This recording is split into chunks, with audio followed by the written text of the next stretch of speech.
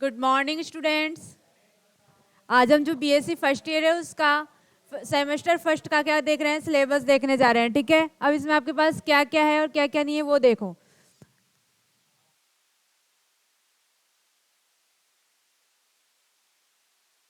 देखो आपके पास क्या है।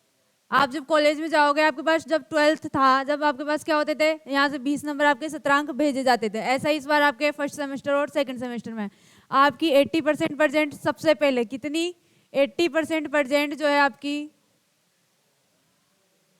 ये देखो 80% आपकी क्या है, वहाँ जरूरी है कॉलेज में। ठीक है, तब आपके वहाँ मार्क्स मिलेंगे। वो क्या मिलते हैं, सीए के मार्क्स। ठीक है, सीए क्या होता है आपके पास कि आपकी वहाँ पे जो प्रेजेंटेशन है आप वो क्या है, आपका टीचर से कैसा बिहेवियर है, या फिर आप जो है वहाँ जो आपके सेमी सेमेस्टर एग्जाम्स होंगे उनमें आपका क्या रिजल्ट है। ठीक है, वो सब चीज़ें देखी जाएगी। जैसे आपके पास ट्वेल्थ में वो होते थे F A first second third जो भी होते थे। ठीक है, फिर उसके बाद आपकी अर्धवार्षिक परीक्षा होती थी, फिर वार्षिक परीक्षा होती थी। तो जो भी आपका मेजरमेंट होता था वो सारे स्कूल वाले क्या करते हैं, सत्रांक भेजते हैं। वैसे आपके यहाँ कॉलेज में भेजे जाएंगे। ठीक है,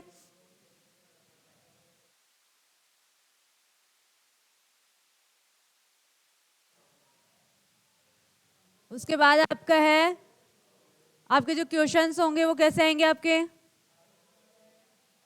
आपके जो क्वेश्चंस होंगे वो कैसे आएंगे।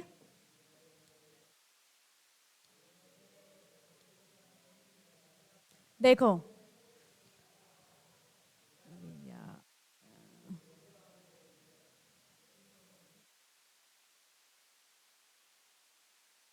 देखो किस किस के थे जो आपके सीए मार्क्स थे, knowledge, understanding, applications of topics. आपका जो सिलेबस है, आपको जो जो भी करना है वहाँ पे, ठीक है, सब आपको जो अच्छी रिप्रेजेंटेशन देनी होगी। मतलब आपको कॉलेज में जाना भी इस बार जरूरी है। ऐसे काम नहीं चलेगा कि आपने कहीं और ज्वाइन कर लिया, कुछ भी कर लिया, मस्ती कर रहे हो और आराम से कि कॉलेज वाले नंबर भेज देंगे। ऐसा नहीं होगा। जैसे स्कूलों में कंपलसरी था वैसे ही यहाँ भी जाना कंपलसरी है। ठीक है, अब आपके जो ये 80% मार्क्स उसके हो गए। अब आपकी जो थ्योरी है पेपर में, ठीक है, थ्योरी कितनी होगी,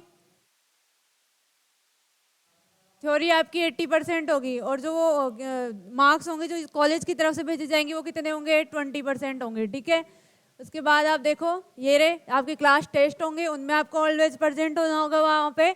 मिड सेमेस्टर होगा आपका। ठीक है, होमवर्क असाइनमेंट जो भी वो आपको कॉलेज वाले असाइनमेंट दे रहे हैं वो आपको करने होंगे। ठीक है, ये सारी की सारी आपको जो भी फैकल्टी वहाँ करवाती है वो सारे के सारे वर्क आपको उनको नोट डाउन करने होंगे। ठीक है, अब आपके पास आता है पार्ट ए और पार्ट बी। आपके पास दो पार्ट में इस बार पेपर आएगा। पहले क्या होता था कि आपके 5 यूनिट्स आ जाती थी बस। ठीक है, शॉर्ट क्वेश्चन लॉन्ग क्वेश्चन सारे उसी में एडजस्ट होके आ जाते थे। अब की बार क्या होगा, पार्ट ए जो है पास 8 क्वेश्चन आएंगे। 8 क्वेश्चन आएंगे कैसे, ये 8 क्वेश्चन हो गया आपके पास। ये कितने मार्क्स का होगा, 3 मार्क्स का। ये सारे के सारे कितने कितने मार्क्स के होंगे, 3 मार्क्स के। टोटल इनका क्या होगा, 24 मार्क्स का। मतलब जो ए पार्ट है वो पूरा का पूरा कितना होगा, 24 मार्क्स का। ठीक है, उसके बाद आते हैं पार्ट बी की बात करते हैं। पार्ट बी में क्या होंगे, 4 क्वेश्चन होंगे, यूनिट्स होंगी 4। ठीक है, इस ये यूनिट नहीं होगी, ये पार्ट ए लिखा होगा यहाँ पे। ठीक है, पार्ट ए में 8 क्वेश्चन आएंगे। वो सारे के सारे क्या है, कंपलसरी है। उसमें ये नहीं है कि आपने चूज कर लिया एक और आपने जो मनचाहा कर लिया और जो मनचाहा छोड़ दिया, ऐसा नहीं है।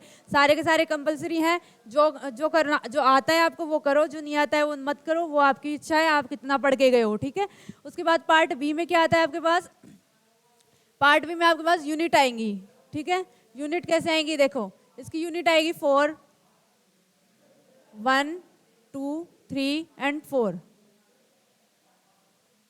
सेकेंड यूनिट आएगी, थर्ड यूनिट आएगी, फोर्थ यूनिट। अब इनमें आपके पास क्या क्या आएंगे, ये 4 क्वेश्चन में डिस्ट्रीब्यूट होंगे। ठीक है, इसमें जैसे आ गया ए, बी, सी और ये डी।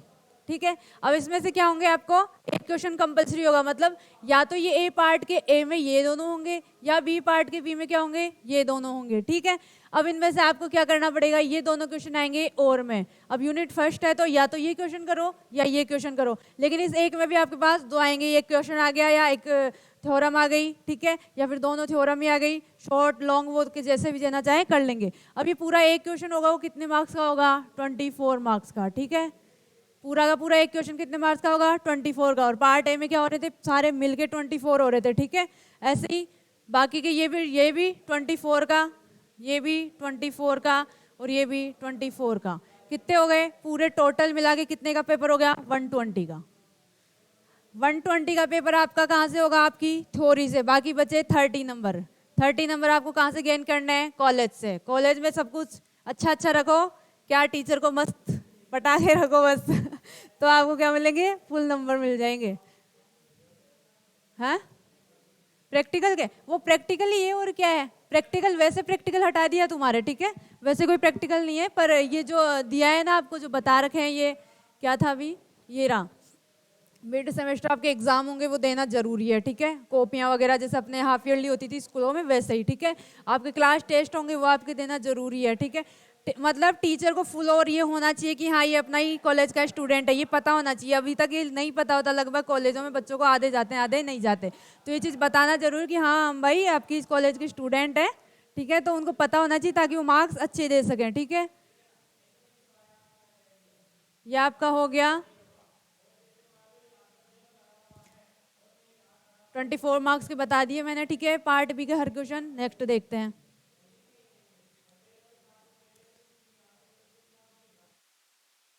देखो उसके बाद ये कोई काम की नहीं है। अब आते हैं अपने सिलेबस पे। देखो जो मैथमेटिक्स वाला है अपना सिलेबस, ठीक है। अब इसमें आपके पास क्या होगा? सबसे पहले तो परसेंटेज नहीं आएगी, जैसा इंग्लिश में सीबीएसई स्कूलों में होता है, सीजीपीए आता है अपने पास, ठीक है। सीजीपीए क्या होगा? अगर आपका बहुत अच्छा स्कोर है, 10 पॉइंट आपको मिल रहे हैं, 10 सीजीपीए आपके आ रहे हैं, मतलब 91 to 100 आपकी परसेंटेज बन रही, ये परसेंटेज आपको देखनी है, परसेंटेज आपके नहीं आएगी, ठीक है। अब तक क्या आती थी? हमेशा ओवरऑल मार्क्स आते थे और परसेंटेज आती थी। अब क्या आएंगी? ग्रेड आएगी आपके पास, ठीक है। सीजीपीए बनेगा कि आपकी अगर 61 to 70 परसेंटेज है, ठीक है, 61 to 70 परसेंटेज है, तो आपकी कितनी सीजीपीए है? 7 सीजीपीए है, ठीक है। फिर उसके बाद आपके पास सिलेबस आता है, वो क्या है? मैथमेटिक्स जो है अपने पास, उसका जो फर्स्ट सेमेस्टर है उसमें कौन कौन सी बुक है आपके पास? एक तो डिस्क्रीट मैथमेटिक्स और दूसरी ऑप्टिमाइजेशन। पहले ये क्या होता था? जो डिस्क्रीट मैथमेटिक्स थी ये पूरा का पूरा एक पेपर हुआ करता था, ठीक है, उसमें टोटल 5 यूनिट उसमें से ही आता था। अब क्या है? 3 यूनिट तो आपकी है और 1 यूनिट है इसकी, जो पूरा जो ऑप्टिमाइजेशन है उसकी, ठीक है। अब इसमें क्या होगा आपको? पहले क्या होता था? पांचों की पांचों यूनिट होती थी, अब इसमें से आपकी ओनली 3 यूनिट है, और जो फर्स्ट पार्ट है आपका उसमें दोनों में से क्वेश्चन आएंगे, ऑप्टिमाइजेशन में भी और डिस्क्रीट में भी, ठीक है। उसके बाद हम देखते हैं नेक्स्ट, ये आपका क्या है? सिलेबस फर्स्ट सेमेस्टर का। देखो ये जो यूनिट है, ये जो यूनिट है पार्ट फर्स्ट, वो किससे है? डिस्क्रीट मैथमेटिक्स से, ठीक है। ये सेकंड भी किससे होगा? डिस्क्रीट से, और थर्ड भी किससे होगा? डिस्क्रीट से। फिर उसके बाद फोर्थ देखो, ये क्या है?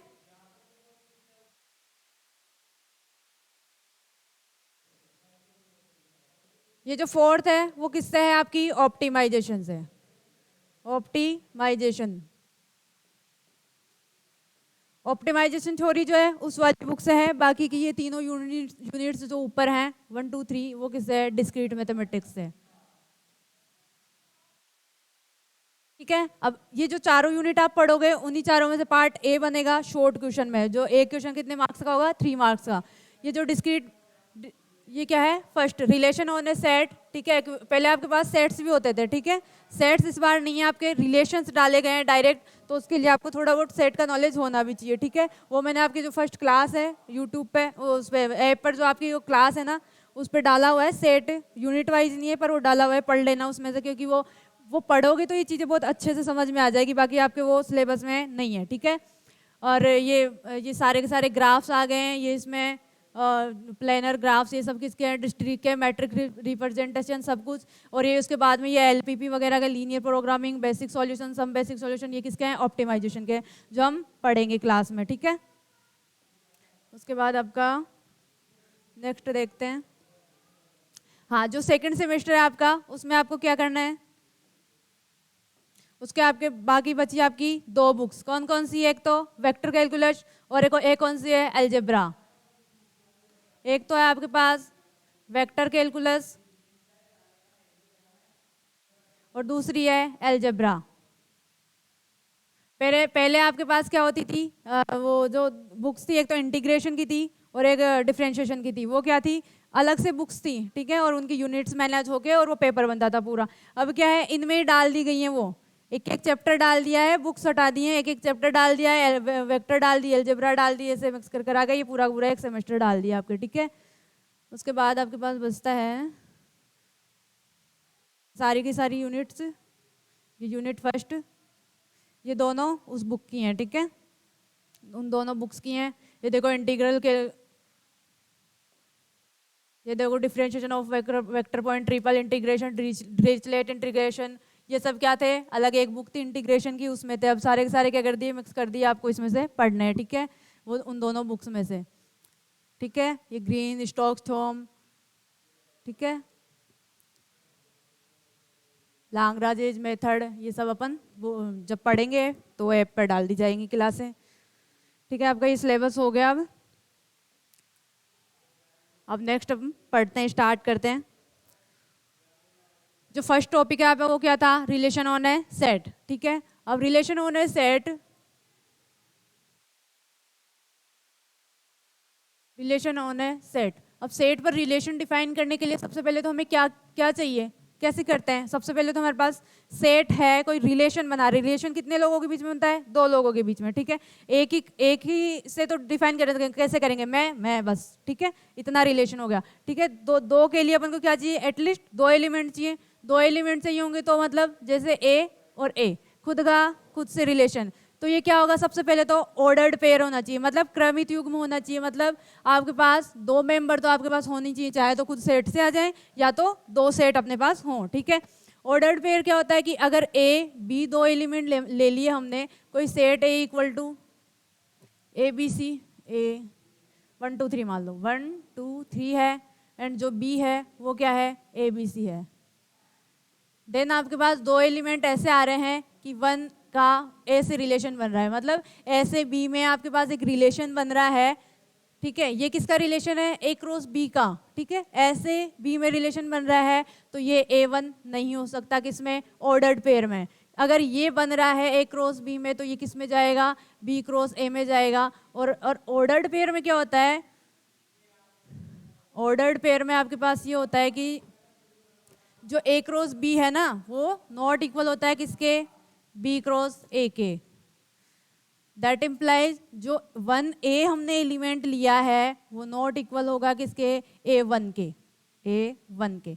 अगर ये दोनों इक्वल होते हैं, दोनों इक्वल होते हैं तो क्या मतलब होगा, ये 1 इस ये वाली क्वांटिटी इस वाली क्वांटिटी के इक्वल होनी चाहिए और ये वाली क्वांटिटी इस वाली के, ठीक है। ये जो एलिमेंट है वो क्या होनी चाहिए, फर्स्ट वाले के इक्वल और सेकंड वाले के इक्वल, ठीक है।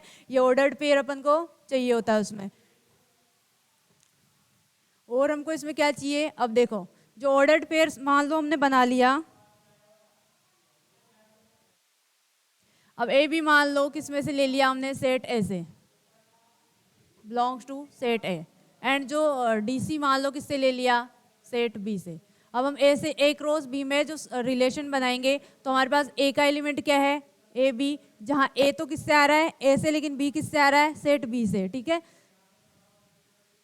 जो ए है for all a belongs to a and small b belongs to set b. इसका कैसे आएगा, for all d belongs to a and जो सी है वो किससे आएगा, बी से, फॉर ऑल, ठीक है। ऐसे एलिमेंट होंगे सेट ए और सेट बी में, ठीक है। अब ये जो एलिमेंट है, अब ये दोनों क्या नहीं होंगे, इक्वल नहीं होंगे। इक्वल होंगे तो कैसे होंगे, ए इक्वल टू डी होगा और बी इक्वल टू सी होगा। ऐसे इसको होना पड़ेगा अगर ये क्रमित युग्म बनाएगा, ऑर्डर्ड पेयर बनाएगा तो, ठीक है। अब इसकी डेफिनेशन लिखो आप। सबसे पहले तो सेट हमारे पास क्या होना चाहिए, नॉन एम्प्टी होना चाहिए, ठीक है। तो लिखो माना एक रिक्त समुच्चय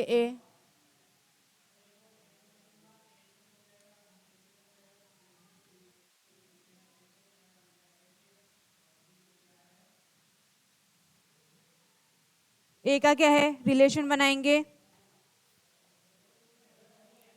अब ए ही लेंगे तो क्या होगा, ऐसे ए पर ही रिलेशन बनेगा। अब हम यहाँ दो लेकर चलते हैं, क्यों, या तो ए दे दिया तो हम खुद ही मान लेंगे कि ए का ऐसे ए का ए पर रिलेशन है, और अगर ए 2 दे दिए इसका मतलब ए का कोई अदर सेट है बी, उस पर क्या है, रिलेशन है। ठीक है, तो हम 2 ही लेकर चलते हैं ताकि ए भी हमें दे दे तो क्या होगा,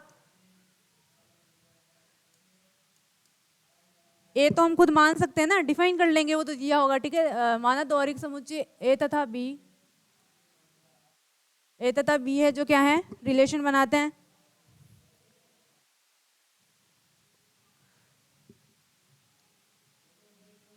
तथा इनका कार्तीय गुणनफल, इनका कार्तीय गुणनफल क्या होगा, ए क्रॉस बी, तथा इनका कार्तीय गुणनफल ए क्रॉस बी, कोई भी उपसमुच्चय, ये जो एक ए और बी लिया है हमने,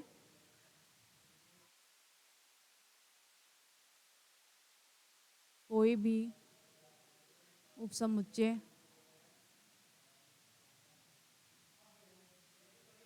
ए से बी में क्या है, द्विआधारी संबंध है। ए से बी में द्विआधारी संबंध है। द्विआधारी संबंध का मतलब क्या हुआ, 2 एलिमेंट ले रहे हैं हम, 2 पर आधारी मतलब 2 पर बेस्ड है वो रिलेशन। ठीक है, ए अपन ने क्या माना था अभी, 1 2 3 मान लिया, एंड बी अपन ने क्या माना था, ए बी सी मान लिया। अब क्या करवा रहे हैं हम, 2 एलिमेंट ले रहे हैं जिसके बीच में रिलेशन करवा रहे हैं। ठीक है, 2 का मतलब द्वि और 2 पर बेस्ड है इसलिए, और क्या बना रहे हैं, इन दोनों के बीच में रिलेशन बना रहे हैं, इसलिए क्या बोलेंगे इसको, द्विआधारी संबंध। ठीक है, द्विआधारी संबंध है। अब क्या है, अब जो ए बी है, एक ए और ए क्रॉस बी के जो एलिमेंट हैं ए बी, ये क्या होंगे, द्विआधारी संबंध है तथा द्विआधारी क्रमित युग्म है, यहाँ लिखो क्रमित युग्मों में है। ठीक है, क्रमित युग्मों में है, क्या होंगे, ये ऑर्डर्ड पेयर होंगे। सबसे मोस्ट इंपॉर्टेंट है इनका ऑर्डर्ड पेयर होना। ठीक है,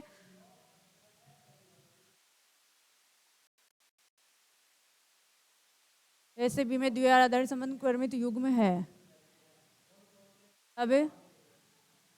तब प्रथम अवयव, तब ए बी का लिखो, तब जो अपने पास एलिमेंट आया a b, where for all a belongs to set a and b for all b belongs to set b. A b ऐसे होने चाहिए, ए किससे हो, सेट ए से हो, और बी किससे हो, सेट बी से हो।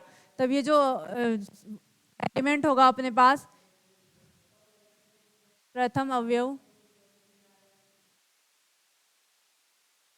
ए तथा द्वितीय अवयव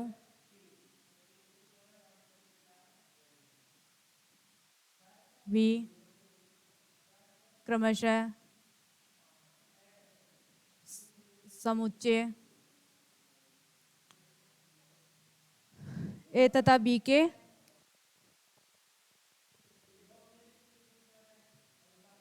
अवयव होंगे।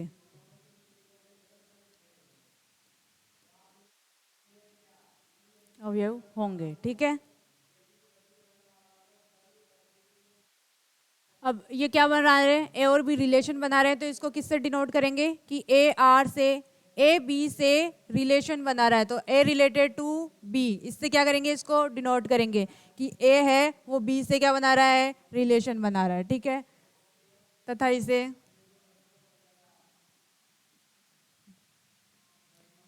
A related to b, a R से संबंध बनाता है, ए रिलेटेड टू बी से निरूपित करते हैं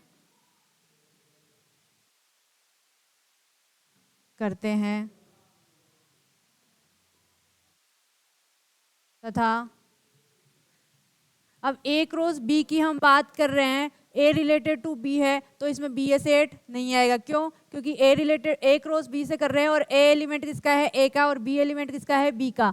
अगर ये ए और बी के एलिमेंट हैं तो इसको बी रिलेटेड टू ए हम नहीं लिख सकते, क्योंकि एलिमेंट किसका हो जाएगा, बी क्रॉस ए का। तो हम इसमें क्या लिखेंगे, तथा बी ए एलिमेंट होगा, अवयव बी ए, तथा अवयव बी ए क्रॉस बी का एलिमेंट नहीं होगा। ए क्रॉस बी का अवयव नहीं होगा। तब इसको कैसे डिनोट करेंगे? तब B is not related to A से निरूपित किया जाए।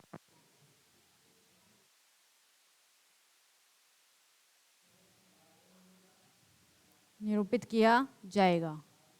अब हम क्या करेंगे, कुछ एग्जांपल्स लेते हैं और उसमें देखेंगे कि कोई सेट अपन को ए और बी दे दिया, उनके नंबर्स में आपको रिलेशन दिया हुआ है, वो रिलेशन बनाते हैं या नहीं बनाते हैं। ठीक है, अब जो आपके पास आता है रेंज और डोमेन एंड रेंज, वो नेक्स्ट पेज में लिखते हैं अपन। देखो,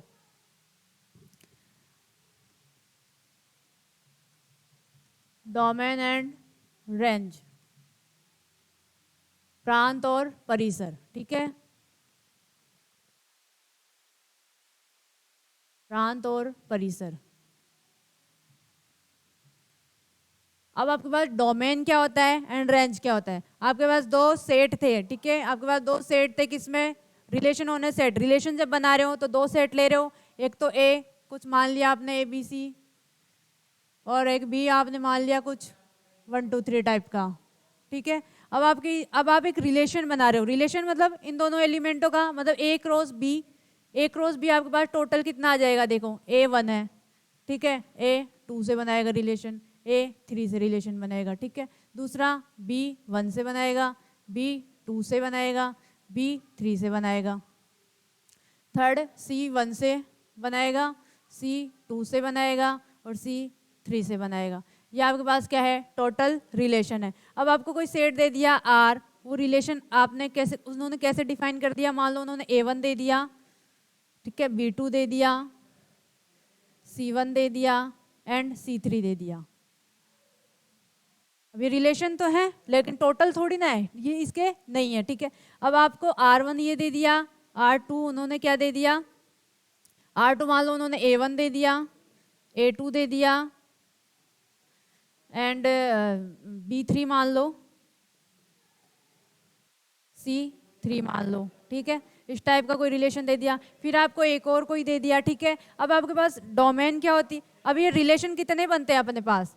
ये तो A क्रॉस B है। अब जो R1 होगा, R2 होगा, वे सारे के सारे क्या होंगे? इनके R1 R2 वो सारे के सारे इसके क्या होंगे? सबसेट होंगे A क्रॉस B के, क्योंकि या तो A क्रॉस B के बराबर आ सकता है कोई रिलेशन, या उससे छोटे। ठीक है, तो क्या होगा? ये हमेशा जो R1 R2 जो रिलेशन बनाएंगे वो A क्रॉस B के हमेशा क्या होंगे? सबसेट होंगे। ठीक है, और कितने होते हैं ये? इनको हम कितने रिलेशन बना सकते हैं? एक A क्रॉस B के सेट से हम 2 की पावर mn। ठीक है, 2 की पावर mn क्या होंगे इसके? इनको क्या बोलेंगे हम? सबसेट बोलेंगे, उपसमुच्चय बोलेंगे। ठीक है, उपसमुच्चय कितने बन सकते हैं उसके? 2 की पावर mn, जो हम अभी लिखेंगे। हाँ, तो हम देख रहे थे डोमेन एंड रेंज। अब जो डोमेन क्या होंगे? इनके जो फर्स्ट एलिमेंट होंगे, फर्स्ट, ठीक है, फर्स्ट क्या होंगे? एलिमेंट होंगे, वो क्या होंगे? डोमेन में आएंगे। और जो लास्ट जो सेकंड एलिमेंट होंगे इनके, वो क्या होंगे? रेंज में जाएंगे। ठीक है, देखो अब इस जो R1 है, अब देखो डोमेन में इसमें क्या क्या आ रहा है? A आ रहा है, B आ रहा है, C आ रहा है, तीनों ही आ रहे हैं, B C। एंड जो रेंज है उसमें क्या आ रहा है? 1 आ रहा है, 2 आ रहा है, 1 2 1 3, यानी 1 2 3 तीनों ही आ रहे हैं। ठीक है, 1 2 3 तीनों ही आ रहे हैं। अब क्या करना है? अब जरूरी तो नहीं है कि A पूरा सेट डोमेन बन जाए और B पूरा सेट क्या बन जाए? रेंज बन जाए। यहाँ तो ऐसा ही आ रहा है। मान लो यहाँ पे अपने पास एक एक एलिमेंट और है, सेट में अपने पास एक एक एलिमेंट और है, ये 3 ये 4 और ये भी C D। ठीक है, अब रिलेशन मान लो ये डिफाइन है अपने पास, बस इसमें कुछ और एलिमेंट्स बढ़ जाएंगे, डी वाले इन 1 2 3 4 से करेंगे, ये ए 4 से करेगा, बी 4 से करेगा, सी 4 से करेगा, ये ए क्रॉस बी के और एलिमेंट बढ़ जाएंगे। लेकिन मान लो रिलेशन अपने पास यही दिया है, ठीक है, रिलेशन अपने पास यही दिया है, तो डोमेन क्या आ रहा है, ए बी सी ही आ रहा है, और जो रेंज है वो क्या आ रहा है, 1 2 3 आ रहा है। अब इसमें 4 नहीं आ रहा और इसमें डी नहीं आ रहा, तो ये क्या होगा, डोमेन क्या होगा, सबसे ए का क्या होगा, सबसेट होगा। जो डोमेन होता है वो क्या होगा, जो ए सबसेट दिया होता है, जो पहले पहले एलिमेंट जिस सेट के होते हैं उसका क्या होता है, या तो उसके बराबर होगा या उसका सबसेट होगा, या उससे छोटे होंगे, या या तो कम एलिमेंट आएंगे या उसके बराबर, ठीक है। और जो रेंज होगा, रेंज क्या होता है, is the subset of b, जो सेकंड एलिमेंट हमारे पास जिस सेट से आ रहे हैं उसमें या तो रेंज के बराबर के एलिमेंट आ जाएंगे, सारे के सारे एलिमेंट आ जाएंगे, या तो फिर उससे कम एलिमेंट आएंगे रेंज में, ठीक है। इसे लिखो अब,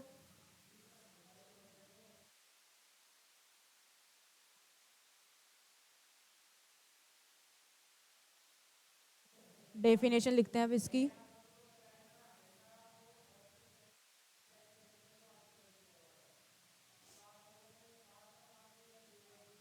समुच्चय आर में,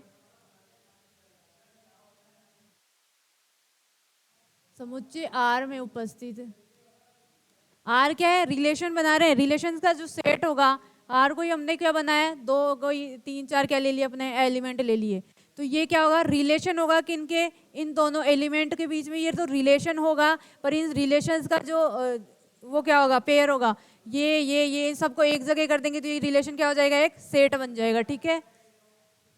समुच्चय आर में उपस्थित,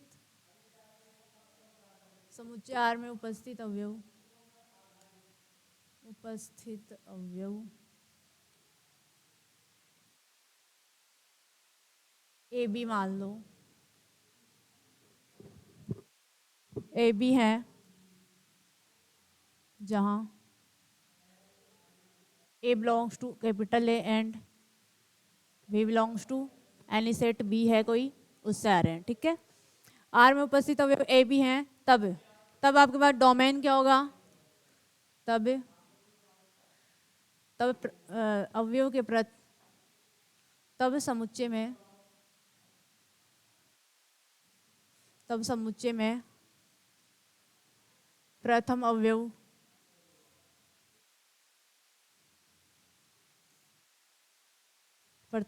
का समुच्चय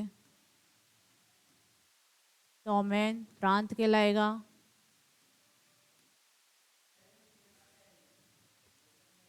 प्रांत कहलाता है, और जो द्वितीय अवयव होंगे वो क्या कहलाएंगे, परिसर, तथा द्वितीय अवयव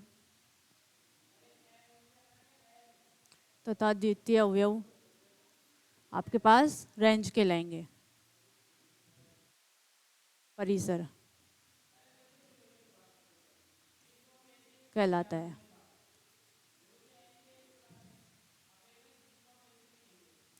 द्वितीय अवयव का समुच्चय होना चाहिए, ठीक है, चाहे उसमें एक ही एलिमेंट आए, चाहे उसमें एक एलिमेंट आ रहा है, चाहे दो आ रहे हैं, चाहे पूरे के पूरे ए क्रॉस बी के सेट के बराबर आ रहे हैं, ठीक है। तो वो क्या कहलाएगा, डोमेन एंड रेंज, लिखो इसे, उसके बाद आगे पढ़ते हैं अपन। देखो अब नोट लिखो आप, नोट क्या लिखोगे कि एक सेट आपको ए क्रॉस बी दे दिया, तो उसके ज़्यादा से ज़्यादा कितने रिलेशन के सेट, मतलब उसके कितने उप समुच्चय बन सकते हैं, और उप समुच्चय क्या होंगे, वो रिलेशंस के सेट ही होंगे, जिससे वो ए बी जो भी एलिमेंट होंगे सेट है, सेट बी से वो क्या बनाएगा, रिलेशन बनाएगा, ठीक है। अब लिखो, यदि समुच्चय, नोट में लिखो, यदि समुच्चय ए तथा बी में, ए तथा बी में क्रमशः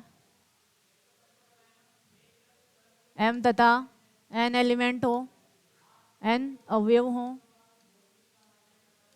ठीक है। यदि समुच्चय a तथा b में आपके पास कितने m तथा n अवयव हैं, तब क्या होगा, कार्तीय गुणनफल, जो a क्रॉस b है उसको क्या बोलते हैं, कार्तीय गुणनफल, क्रॉस प्रोडक्ट, ए क्रॉस बी में उपसमुच्चयों की संख्या, उपसमुच्चयों की संख्या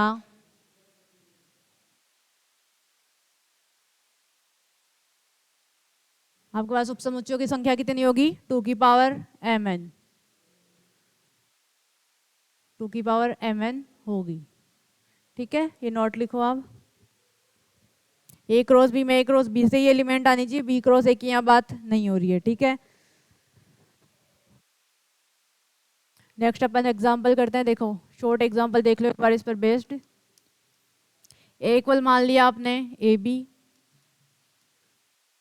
और बी इक्वल मान लिया आपने 1 2। इसकी कितनी कार्डिनलिटी है? 2 है, और इसकी भी कितनी है? 2 ही है। 3 का ले लेते हैं, ये 3 ले लो एक, ये 3 की है। कार्डिनलिटी ऑफ ए इक्वल कितनी है? 2, और इसकी कितनी है? 3।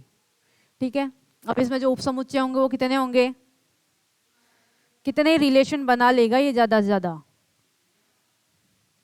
2 की पावर mn इक्वल टू 2 की पावर 2 इंटू 3, 2 की पावर 6। कितने होते हैं अब ये 2 की पावर 6?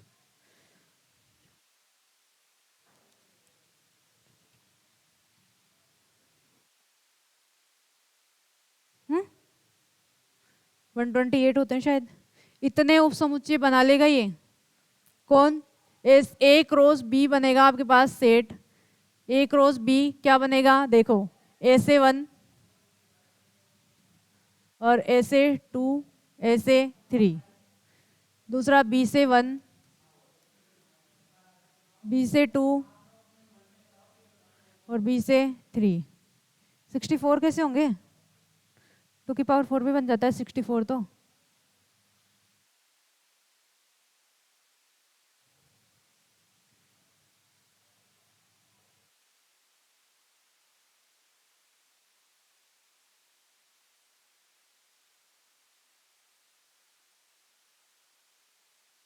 कितने होंगे इसके पास? 64 ही होंगे।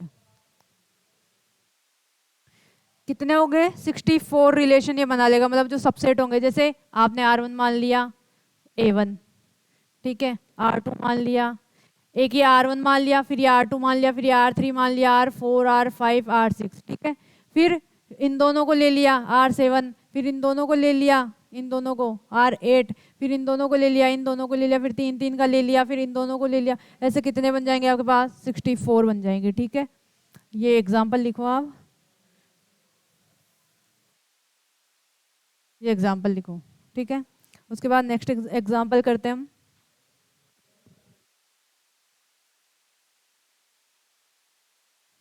एग्जाम्पल लिखो। ए कोई सेट है आपके पास, क्या है? ABCD है, एंड बी कोई सेट है आपके पास, वो क्या है? PQRS है। ठीक है, PQRS। अब आपको क्या दिया है? एक रिलेशन डिफाइन किया हुआ है, वो क्या है आपके पास? रिलेशन लिखो। R1 तो क्या है आपके पास? R1 आपके पास दिया है AP, BR और CS। ठीक है, R2 आपको डिफाइन किया है कैसे? R2 डिफाइन किया है आपके पास QA, BR और CS। ठीक है, ये आपके पास R2 डिफाइन है। उसके बाद R3 आपके पास क्या डिफाइन है? AP, AQ। ठीक है, DP, CR, BS। DP सुनते ही कहाँ व्हाट्सएप पे चले गए होंगे बस, है ना? ठीक है, R4 क्या है आपके पास? AP, QA, BS and SB।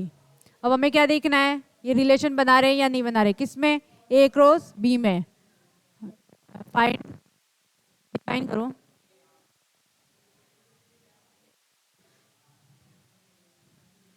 यह हिंदी में लिख देती हूँ, चलो। यह ए क्रॉस बी में रिलेशन बनाता है या नहीं बनाता, संबंध बनाता है या नहीं।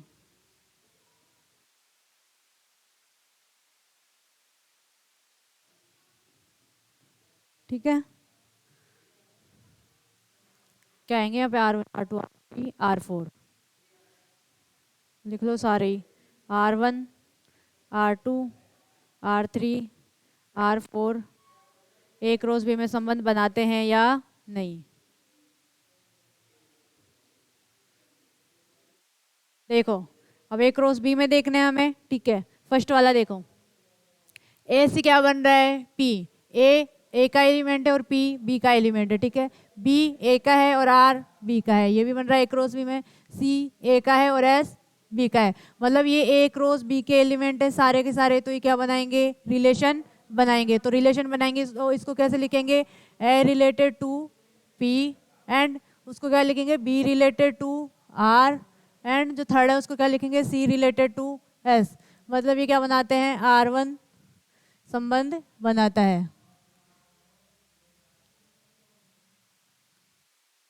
R1 संबंध बनाता है किससे, ए क्रॉस बी में, ठीक है। अब बात करते हैं दूसरे की, Q से A।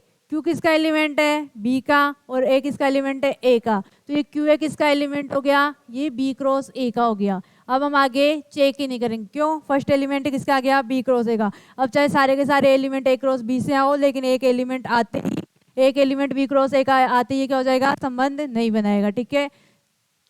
Not belongs to A cross B, क्यों, जो बी ये क्यू ए एलिमेंट है वो किसका एलिमेंट है, ए क्रॉस बी का, belongs to a cross b, that implies R2, हाँ हाँ sorry, B cross A.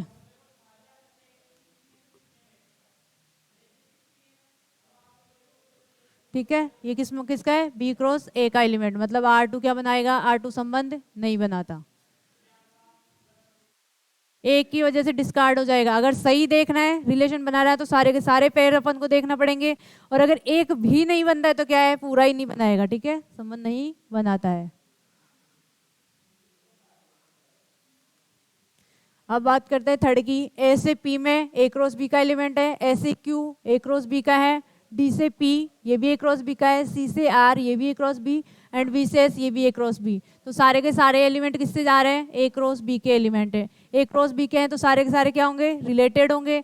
A related to p, a related to q, d related to p, c related to r, and b related to s. ये सारे के सारे element relate होंगे, a cross b के element है, तो जो R3 होगा वो क्या बनाएगा, संबंध बनाएगा, R3 संबंध बनाता है।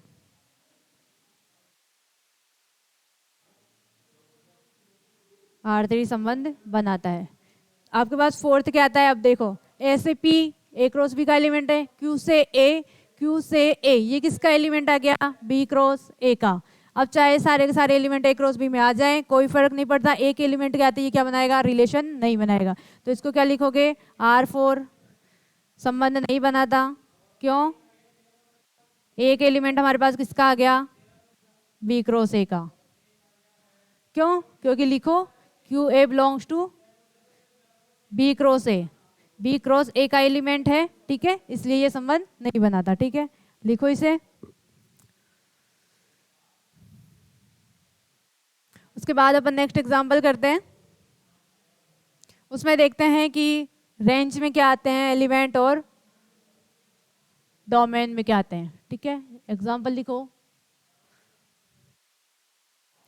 आपको कोई सेट दे दिया A = 1 3 5 7, एंड जो B है आपके पास वो क्या है, 2 4 6 8, दो सेट दे दिया आपको, 2 4 6 8, ये आपके पास दो सेट हैं। अब आपको एक रिलेशन डिफाइन किया हुआ है R इक्वल टू 1 4 1 4